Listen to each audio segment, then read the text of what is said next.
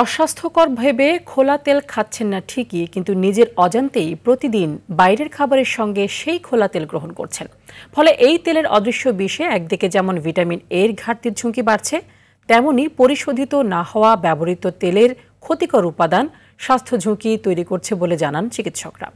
নজরদারি দুর্বলতাকে দায়ী করছেন বিশেষজ্ঞরা। দীপ্ত চন্দ্র পাল জানাচ্ছেন বিস্তারিত। ঘরে বোতলজাত ফোর্টিফাইড তেল ছাড়া যেন রান্নাই হয় না, অথচ রেস্টুরেন্ট, ফুটপাত বা কোচিংয়ের পাশের ফাস্টফুড থেকে শুরু করে মুখে দেয়া প্রতিটি বাহিরের খাবারে অজান্তেই ঢুকে পড়ছে সেই খোলা তেল এবং পোড়া তেলের বিষ। দামে সস্তা আর সহজলভ্য হওয়ায় খোলা তেলের ব্যবহার বাড়ছে বলে জানান ব্যবহারকারী ব্যবসায়ী ও কারখানার মালিকরা। পাম অয়েল তেল প্রতিদিন তেল কিরকম লাগে?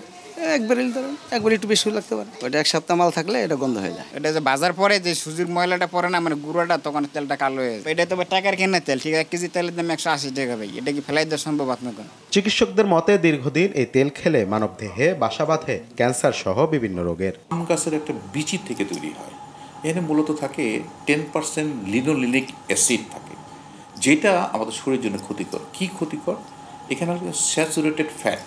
এই ফ্যাটি লিভারের কারণ কিন্তু এই খোলা তেল, এই পাম অয়েল, এটা হার্টের ক্ষতি করে।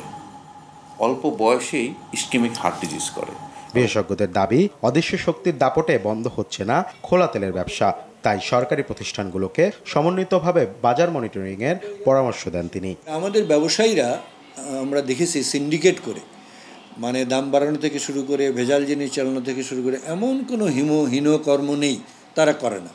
তারা প্রভাবশালী হওয়ার ফলে এবং এনাদের বুদ্ধি কম থাকার ফলে সহজেই তারা প্রভাবিত করে ওই আইনটাকে পাল্টিয়ে নেয়। যে তারা নানা কিছু দেখায় যে এটা প্যাকেটে বিক্রি করলে দাম বেশি পড়ে যায়, প্যাকেটের দাম লাগে, এটা প্যাকেটজাত করার সবার কাছে সেই সক্ষমতা নেই, সুতরাং এটা খোলা তেল কিছু দিতেই হবে। এই কিছু দিতে যেয়ে দেখা যায় যে বেশিরভাগই খোলা তেল, এবং খোলা তেল হলে এগুলোতে ভেজাল মেশানোটা সহজ। বাজারে খোলা তেল বন্ধের নির্দেশ থাকলেও স্থানীয় ও আন্তর্জাতিক বাজারের অস্থিতিশীলতার সুযোগে তা আলোর মুখ দেখছে না। দীপ্ত চন্দ্র পাল, RTV, ঢাকা।